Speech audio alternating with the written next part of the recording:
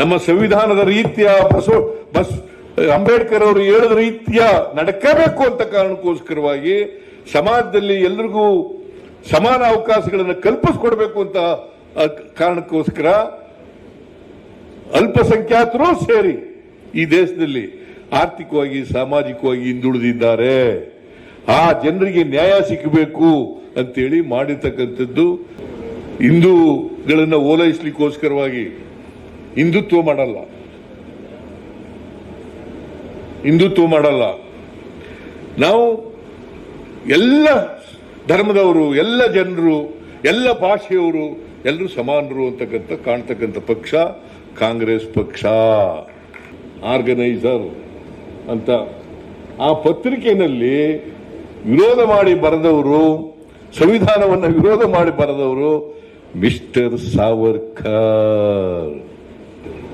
ದಯಮಾಡಿ ತಾವೆಲ್ಲ ತಿಳ್ಕೋಬೇಕು. ಅಂಬೇಡ್ಕರ್ ಯಾವತ್ತೂ ಕೂಡ ಯಾವುದೇ ಒಂದು ವರ್ಗದ ಒಂದು ಧರ್ಮದ ಪರವಾಗಿರ್ಲಿಲ್ಲ.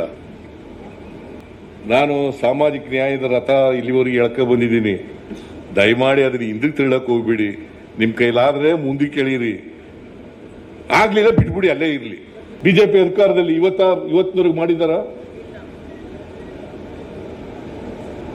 ನಮ್ಮವ್ರಿಗೆ ಇದು ವಿಚಾರ ಗೊತ್ತಿಲ್ಲದೆ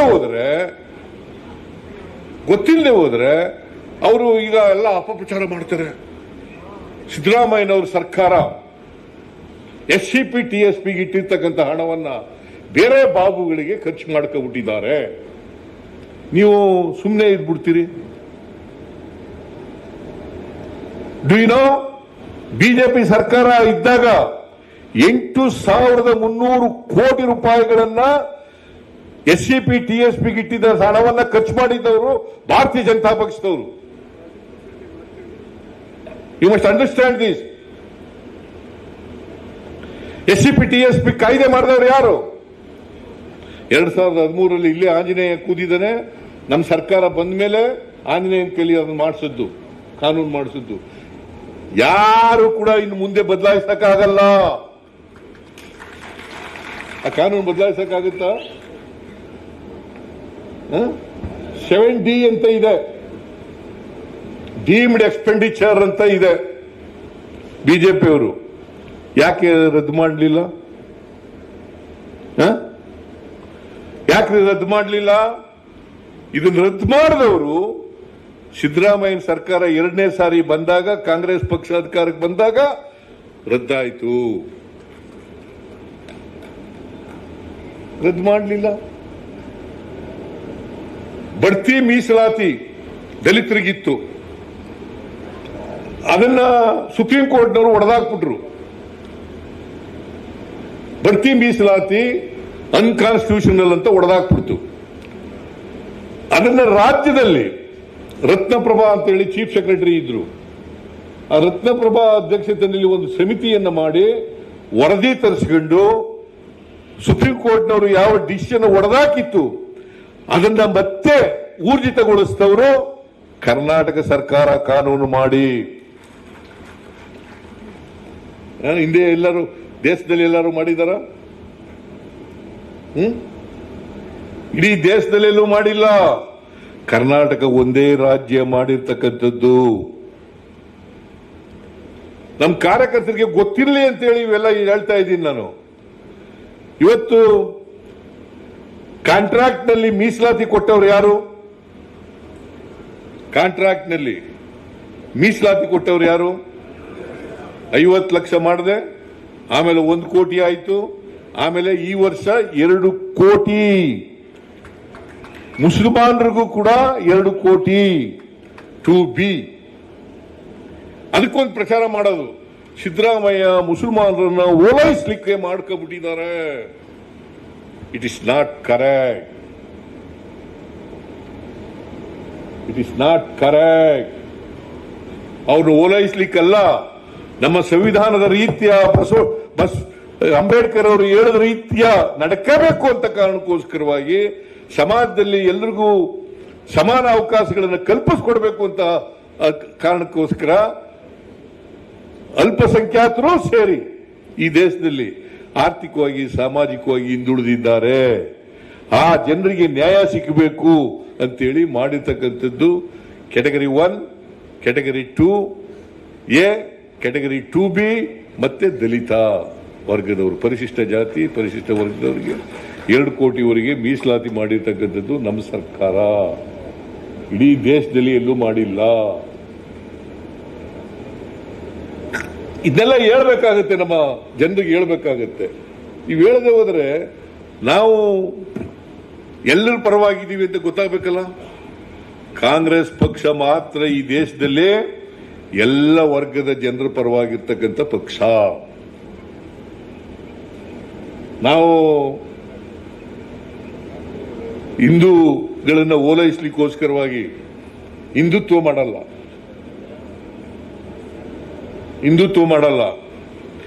ನಾವು ಎಲ್ಲ ಧರ್ಮದವರು, ಎಲ್ಲ ಜನರು, ಎಲ್ಲ ಭಾಷೆಯವರು ಎಲ್ಲರೂ ಸಮಾನರು ಅಂತಕ್ಕಂಥ ಕಾಣ್ತಕ್ಕಂಥ ಪಕ್ಷ ಕಾಂಗ್ರೆಸ್ ಪಕ್ಷ. ಇದನ್ನು ಹೇಳ್ಬೇಕು, ಧೈರ್ಯವಾಗಿ ಹೇಳ್ಬೇಕು. ನಾವು ಯಾರನ್ನು ಕೂಡ ಓಲೈಸಲ್ಲ. ಈ ಬಿಜೆಪಿಯವರು ಇದ್ದಾರಲ್ಲ, ಸುಳ್ಳು ಹೇಳಕ್ ಶುರು ಮಾಡ್ಕೊಂಡ್ಬಿಟ್ಟಿದ್ದಾರೆ. ಯಾಕಂದ್ರೆ ಅವ್ರಿಗೆ ಕಣ್ಣಿಗೆ ಕಾಣಿಸೋದು ಗೋಡ್ಸೆ ಮತ್ತು ಸಾವರ್ಕರ್ ಇಬ್ರೆ. ಮಹಾತ್ಮ ಗಾಂಧೀಜಿಯವರನ್ನ ಕೊಂದಾಕ್ತಂತ ನಾಥೂರಾಮ್ ಗೋಡ್ಸೆ, ಹಿಂದೂ ಮಹಾಸಭಾದ ಅಧ್ಯಕ್ಷ ಸಾವರ್ಕರ್. ಸಂವಿಧಾನ ವಿರೋಧ ಮಾಡಿದವರು ಯಾರು? ನಿಮ್ಗೆ ಒಂದು ಗೊತ್ತಾ? RSS ನವ್ರದ್ದು ಒಂದು ಪತ್ರಿಕೆ ಬರ್ತದೆ, ಆರ್ಗನೈಸರ್ ಅಂತೇಳಿ ಒಂದು ಇಂಗ್ಲಿಷ್ ಪತ್ರಿಕೆ ಬರ್ತದೆ, ಆರ್ಗನೈಸರ್ ಅಂತ. ಆ ಪತ್ರಿಕೆಯಲ್ಲಿ ವಿರೋಧ ಮಾಡಿ ಬರೆದವರು, ಸಂವಿಧಾನವನ್ನು ವಿರೋಧ ಮಾಡಿ ಬರೆದವರು ಮಿಸ್ಟರ್ ಸಾವರ್ಕರ್. ಬಿಜೆಪಿಯವರ ಆರಾಧ್ಯ ದೇವತೆ ಯಾರು? ಸಾವರ್ಕರ್ ಮತ್ತು ಗೋಡ್ಸೆ. ಅವರು ಈಗ ಸಂವಿಧಾನದ ಬಗ್ಗೆ ಮಾತಾಡೋದು, ಅಂಬೇಡ್ಕರ್ ಬಗ್ಗೆ ಮಾತಾಡೋದು, ಎಂತವರು ನಮ್ಮ ಸರ್ದಾರ್ ವಲ್ಲಭಭಾಯಿ ಪಟೇಲ್ರ ಬಗ್ಗೆ ಮಾತಾಡೋದು, ಇವೆಲ್ಲ ನಾಟಕ, ರಾಜಕೀಯಕ್ಕೋಸ್ಕರ ಮಾತಾಡ್ತಕ್ಕಂಥದ್ದು. ದಯಮಾಡಿ ತಾವೆಲ್ಲ ತಿಳ್ಕೋಬೇಕು. ಅಂಬೇಡ್ಕರ್ ಯಾವತ್ತೂ ಕೂಡ ಯಾವುದೇ ಒಂದು ವರ್ಗದ ಒಂದು ಧರ್ಮದ ಪರವಾಗಿರ್ಲಿಲ್ಲ. ಅಂಬೇಡ್ಕರ್ ಅವರಿಗೆ ಗೌರವ ಸಲ್ಲಿಸೋದೇನಪ್ಪ ಅಂತಂದ್ರೆ, ಅವರು ನಡೆದಂತ ದಾರಿನಲ್ಲಿ 3 ಮಂತ್ರಗಳು ಬಿಟ್ಟೋಗಿದ್ದಾರೆ ನಮಗೆ. ಒಂದು ಎಜುಕೇಶನ್, ಎಲ್ಲರೂ ಶಿಕ್ಷಿತರಾಗಿ. ಎರಡನೇದು ಸಂಘಟಿತರಾಗಿ, ಆರ್ಗನೈಸ್. ಮೂರನೇದು ಹೋರಾಟ. ಈ 3 ಮಂತ್ರ ಅವರು ಬಿಟ್ಟೋಗಿರೋದು. ಅವ್ರು ಇನ್ನೊಂದು ಏನು ಹೇಳಿದ್ದಾರೆ ಅಂತಂದ್ರೆ, ನೋಡಪ್ಪ, ನಾನು ಸಾಮಾಜಿಕ ನ್ಯಾಯದ ರಥ ಇಲ್ಲಿವರೆಗೆ ಎಳ್ಕೊ ಬಂದಿದ್ದೀನಿ, ದಯಮಾಡಿ ಅದನ್ನ ಹಿಂದಕ್ಕೆ ತಿಳ್ಳಕ್ ಹೋಗ್ಬಿಡಿ, ನಿಮ್ ಕೈಲಾದ್ರೆ ಮುಂದಕ್ಕೆ ಎಳೀರಿ, ಆಗ್ಲಿಲ್ಲ ಬಿಟ್ಬಿಡಿ, ಅಲ್ಲೇ ಇರ್ಲಿ. ಇವತ್ತು ಸ್ಫೂರ್ತಿ ಸೌಧ, ವಿಧಾನಸೌಧದ ಪಕ್ಕದಲ್ಲಿ ಒಂದು ಸ್ಫೂರ್ತಿ ಸೌಧ, ಅದನ್ನ ಮಾಡಬೇಕು ಅಂತೇಳಿ ಸುಮಾರು 87 ಕೋಟಿ ರು ವೆಚ್ಚದಲ್ಲಿ ಮಾಡ್ತಾ ಇದ್ದೀವಿ. ಸ್ಫೂರ್ತಿ ಸೌಧ ನಾನು DK ಶಿವಕುಮಾರ್ ಎಲ್ಲ ಇವತ್ತು ಅಡಿಗಲ್ಲ ಹಾಕಿದ್ರು. ಆಮೇಲೆ ಮೈಸೂರು ಯೂನಿವರ್ಸಿಟಿ ಸಂವಿಧಾನ ಅಧ್ಯಯನ ಪೀಠ ರಚನೆ ಮಾಡ್ತೀವಿ. ಆಮೇಲೆ ಬೆಂಗಳೂರಿನಲ್ಲಿ ಒಂದು ಅಂಬೇಡ್ಕರ್ ಮ್ಯೂಸಿಯಂ ಅನ್ನ ಕಟ್ಟುತ್ತೇವೆ. 4ನೇದು, ಇಡೀ ದೇಶದಲ್ಲಿ ಅತ್ಯಂತ ಎತ್ತರವಾದಂತ ಅಂಬೇಡ್ಕರ್ ಮೂರ್ತಿಯನ್ನ ಸ್ಥಾಪನೆ ಮಾಡ್ತೇವೆ. ಇದನ್ನ ನಮ್ಮ ಸರ್ಕಾರ ತೀರ್ಮಾನ ಮಾಡಿದೆ ಅಂತೇಳಿ ನಿಮ್ಗೆ ತಿಳಿಸ್ತಾ, ನೀವೆಲ್ಲರೂ ಜನಗಳು ಸಿಕ್ಕಿದಾಗ ಇವನ್ನೆಲ್ಲ ಹೇಳಿ ಅಷ್ಟೇನೆ. ನಿಮ್ಮೆಲ್ಲರಿಗೂ ಧನ್ಯವಾದಗಳು. ಆಮೇಲೆ ಈಗೇನಾಗಿತ್ತು, ಈ ದಲಿತರಿಗೆ ಒಂದು DCRE ಮಾಡಿದ್ದೀವಿ, DCRE ರಚನೆ ಮಾಡಿದ್ದೀವಿ. 3 ನಾನು ಒಂದ್ಸಾರಿ ರಿವ್ಯೂ ಮಾಡಿದೆ. ಆ ರಿವ್ಯೂ ಮಾಡಿದಾಗ ಕರ್ನಾಟಕದಲ್ಲಿ 3.71% ಮಾತ್ರ ಶಿಕ್ಷೆ ಆಗಿತ್ತು, ಕನ್ವಿಕ್ಷನ್ 3.71.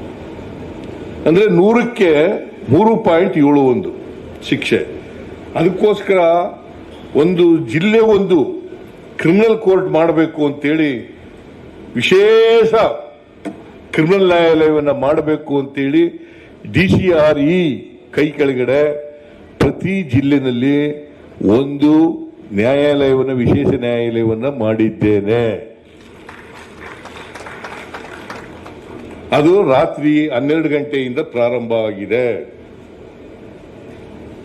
ರಾತ್ರಿ 12 ಗಂಟೆಯಿಂದ ಈ ವರ್ಷ ನಿನ್ನೆ ರಾತ್ರಿ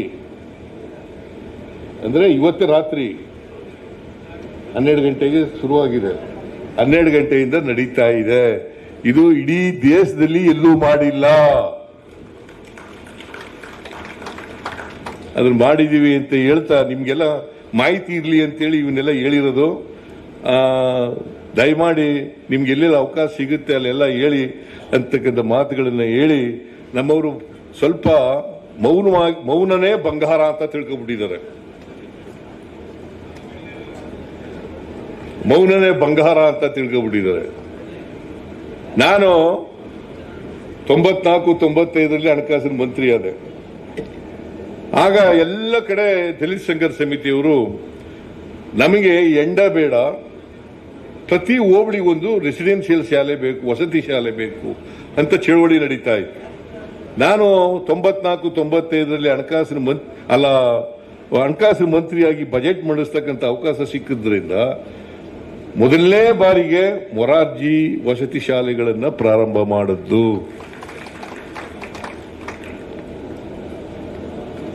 ಈಗ ಮುಂದಿನ ವರ್ಷಕ್ಕೆ, ಅಂದ್ರೆ ಈ ಆರ್ಥಿಕ ವರ್ಷ ಅಲ್ಲ, ಮುಂದಿನ ವರ್ಷಕ್ಕೆ ಇಡೀ ಕರ್ನಾಟಕದಲ್ಲಿ ಹೋಬಳಿಗೊಂದು ರೆಸಿಡೆನ್ಷಿಯಲ್ ಶಾಲೆ ಆಗ್ತದೆ. ಸುಮಾರು 2 ಲಕ್ಷ 125 ಅಂಬೇಡ್ಕರ್ ಹೆಸರಿನಲ್ಲಿದೆ ಈಗ ರೆಸಿಡೆನ್ಷಿಯಲ್. ಅದು ಯಾವ್ದಾರ ಇರ್ಲಪ್ಪ, ಹೆಸರಿನಲ್ಲಾರ ಇರ್ಲಿ, ಅಂಬೇಡ್ಕರ್ ಶಾಲೆ ಮುಖ್ಯ. ಕೂತ್ಗಳೇ, ಅಂಬೇಡ್ಕರ್ ಶಾಲೆ ಮುಖ್ಯ ಅಲ್ಲ, ರೆಸಿಡೆನ್ಷಿಯಲ್ ಶಾಲೆ ಮುಖ್ಯ. ಯಾವ ಹೆಸರಿನಲ್ಲಿ ಇರೋದು ಮುಖ್ಯ ಅಲ್ಲ. ಮೊರಾರ್ಜಿ ಅವ್ರ ಹೆಸರಿನಲ್ಲಾರ ಇರಲಿ, ಅಂಬೇಡ್ಕರ್ ಅವ್ರ ಹೆಸರಿನಲ್ಲಾರ ಇರಲಿ, ಇಂದಿರಾ ಗಾಂಧಿ ಅವ್ರ ಹೆಸರಿನಲ್ಲಾರ, ಯಾರ ಹೆಸರಿನಲ್ಲಿ ಇರಲಿ, ಆದರೆ ರೆಸಿಡೆನ್ಷಿಯಲ್ ಶಾಲೆಗಳಾಗೋದು ಬಹಳ ಮುಖ್ಯ. ಆದ್ರಿಂದ ನಾವು ಈ ವರ್ಷ 26 ಕೊಟ್ಟಿದ್ದೀನಿ ರೆಸಿಡೆನ್ಷಿಯಲ್ ಶಾಲೆಗಳು. ಅಂದ್ರೆ 25-26ಕ್ಕೆ, 26-27ಕ್ಕೆ ಇನ್ನು ಉಳಿದ ಎಲ್ಲ ಹೋಬಳಿಗಳಲ್ಲೂ ಕೂಡ ರೆಸಿಡೆನ್ಷಿಯಲ್ ಶಾಲೆಗಳು ನಿರ್ಮಾಣ ಆಗ್ತವೆ. ಸುಮಾರು ರೆಸಿಡೆನ್ಷಿಯಲ್ ಶಾಲೆಗಳಲ್ಲಿ 2,30,000 ವಿದ್ಯಾರ್ಥಿಗಳು, ಬಡ ಮಕ್ಕಳು, ಹಳ್ಳಿಗಾಡಿನಿಂದ ಬಂದಂತ ಮಕ್ಕಳು ವಿದ್ಯಾಭ್ಯಾಸ ಮಾಡ್ತಾ ಇದ್ದಾರೆ. ಅವ್ರಿಗೆಲ್ಲ ಗುಣಮಟ್ಟದ ಶಿಕ್ಷಣ ಸಿಗಬೇಕಾ ಬೇಡ? ಬರೀ ಶ್ರೀಮಂತರ ಮಕ್ಕಳು, ಮೇಲ್ಜಾತಿ ಮಕ್ಕಳು ಮಾತ್ರ ಪಡಿಬೇಕಾ? ಅವ್ರು ಮಾತ್ರ ಡಾಕ್ಟರ್ಗಳಾಗಬೇಕಾ? ಅವ್ರು ಮಾತ್ರ IAS ಆಗ್ಬೇಕಾ? ಅವ್ರು ಮಾತ್ರ IPSಗಳಾಗಬೇಕಾ? ಅವ್ರು ಮಾತ್ರ AFS ಆಗ್ಬೇಕಾ? ಅವ್ರು ಮಾತ್ರ ಇಂಜಿನಿಯರ್ಗಳಾಗಬೇಕಾ? ಅವ್ರು ಮಾತ್ರ ವಿಜ್ಞಾನಿಗಳಾಗಬೇಕಾ? ಬಡವ್ರ ಮಕ್ಕಳು ಕೂಡ ಆಗ್ಬೇಕು, ದಲಿತರ ಮಕ್ಕಳು ಕೂಡ ಆಗಬೇಕು. ಅದಕ್ಕೋಸ್ಕರ ನೋಡಿ, ನಾವು ಇದನ್ನ ಮಾಡಿದ್ಮೇಲೆ ಈ ಸಾರಿ PUC ರಿಸಲ್ಟ್ ಬಂದಿದೆ. ಮೊನ್ನೆ 86.11% ಪಾಸ್ ಆಗಿರೋರು. ಎಷ್ಟು? ಖಾಸಗಿ ಶಾಲೆಯಲ್ಲಿ ಪಾಸ್ ಆಗಿರೋರು ಎಷ್ಟು ಗೊತ್ತಾ? ಗೊತ್ತಿಲ್ಲ, ನೀವು ತಿಳ್ಕೊಳಕ್ಕೂ ಹೋಗಲ್ಲ. 82%, ಅಂದ್ರೆ 4% ಅವ್ರಿಗಿಂತ ಜಾಸ್ತಿ. ರೆಸಿಡೆನ್ಸ್ ಶಾಲೆಗಳಲ್ಲಿ ಖಾಸಗಿಯವರು ಶಾಲೆಗಳು ನಡೆಸ್ತಾರಲ್ಲ, ಅವ್ರಿಗಿಂತ 4% ಜಾಸ್ತಿ ಇದೀವಿ ಸರ್ಕಾರ ನಡೆಸ್ತಕ್ಕಂಥ ರೆಸಿಡೆನ್ಷಿಯಲ್ ಸ್ಕೂಲ್ಗಳಲ್ಲಿ. ಇದನ್ನ ನೀವು ಎಲ್ಲ ಕಡೆ ಹೇಳಿ ಅಂತಕ್ಕಂಥ ಮನವಿಯನ್ನು ಮಾಡಿ ಇವತ್ತು ಬಹಳ ಸಂತೋಷದಿಂದ ಬಾಬಾ ಸಾಹೇಬ್ ಅಂಬೇಡ್ಕರ್ ಅವರನ್ನ ನೆನ್ಕೊಂಡು ಸ್ಮರಿಸ್ಕೊಂಡು ನನ್ನ ಮಾತುಗಳನ್ನು ಮುಗಿಸ್ತೇನೆ. ಜೈ ಬಾಪು, ಜೈ ಭೀಮ್, ಜೈ ಸಂವಿಧಾನ. ನಮ್ಮ ಕಾರ್ಯಕ್ರಮಗಳನ್ನು ನೀವು ನೋಡ್ತಾ ಇದ್ರೆ ನಮ್ಮ ಚಾನೆಲ್ ಅನ್ನ ಸಬ್ಸ್ಕ್ರೈಬ್ ಮಾಡಿ, ಪಕ್ಕದ ಬೆಲ್ ಐಕಾನ್ ಒತ್ತಿ ನಮ್ಮನ್ನ ಬೆಂಬಲಿಸಿ. ಹಾಗೆ ನಮ್ಮ ಕಾರ್ಯಕ್ರಮಗಳನ್ನ ಲೈಕ್ ಮಾಡಿ, ಕಮೆಂಟ್ ಮಾಡಿ, ಅದನ್ನ ಬೇರೆಯವರಿಗೂ ವಾಟ್ಸಾಪ್ ಮೂಲಕ ಶೇರ್ ಮಾಡಿ. ನೀವು ಹೀಗೆ ಮಾಡಿದಾಗ ನಮ್ಮ ಚಾನೆಲ್ ಇನ್ನಷ್ಟು ಮತ್ತಷ್ಟು ಜನರಿಗೆ ತಲುಪಲು ನೀವು ನಮ್ಮೊಂದಿಗೆ ಸಹಕರಿಸಿದ ಹಾಗಾಗುತ್ತೆ. ಇದು ನೀವು ಯಾವುದೇ ಖರ್ಚಿಲ್ಲದೆ ಕೆಲವೇ ಸೆಕೆಂಡುಗಳಲ್ಲಿ ನೀಡಬಹುದಾದ ಸಹಕಾರ. ಧನ್ಯವಾದಗಳು.